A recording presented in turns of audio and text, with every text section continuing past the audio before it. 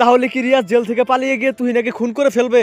অপরদিকে তুহিনা কি সত্যি সত্যি রিয়াজের সন্তানকে মেরে ফেলেছে? কি ঘটতে চলেছে আমার কি দোষ নাটকটি 2 নাম্বার পর্বে, এবং 2 নাম্বার পর্বটি কবে আসবে, আপনি কি করলে সবার আগে 2 নাম্বার পর্বটি দেখতে পারবেন?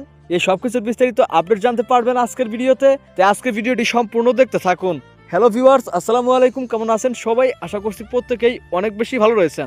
ইতিমধ্যে পল্লিগ্রাম টিভি অফিসিয়াল ইউটিউব চ্যানেলের নতুন আরো একটি ধারাবাহিক নাটক আপলোড হয়ে গিয়েছে। নাটকটির নাম হচ্ছে আমার কি দোষ। তো নাটকটির প্রথম পর্বটা কতটা ইমোশনাল হয়েছে আপনারা দেখতে পেয়েছেন।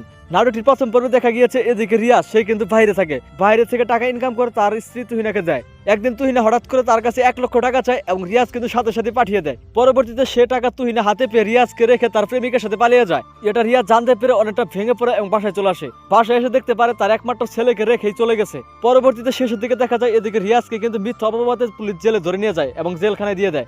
রিয়াজ জেলখানায় থাকা অবস্থায় হঠাৎ করে শুনতে পায় তার ছেলেকে তুহিনা মেরে পালিয়েছে। সেটা শোনার পর রিয়াজ কিন্তু জেল থেকে পালিয়ে যায় এবং প্রতিজ্ঞা করে জেল থেকে বের হয়ে তুহিনাকে মেরে ফেলবে। তাহলে কি এবার সত্যি সত্যি তুহিনাকে মেরে ফেলবে?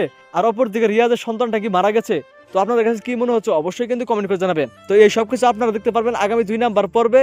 তাই কেউ আমার কি দোষ নাটকটি 2 নাম্বার পর্ব মিস করবেন না। তো এখন কথা হচ্ছে 2 নাম্বার পর্ব কবে আসবে, তো সেটা জানিয়ে দেওয়ার আগে দ্রুত আমাদের এই চ্যানেলটি সাবস্ক্রাইব করুন। তো বন্ধুরা, আপনারা আগামী 7 থেকে 10 দিন, সর্বোচ্চ 14 দিনের ভিতরে পল্লিগ্রাম টিভি অফিসিয়াল ইউটিউব চ্যানেলে আমার কি দোষ নাটকটি 2 নাম্বার পর্ব দেখতে পারবেন।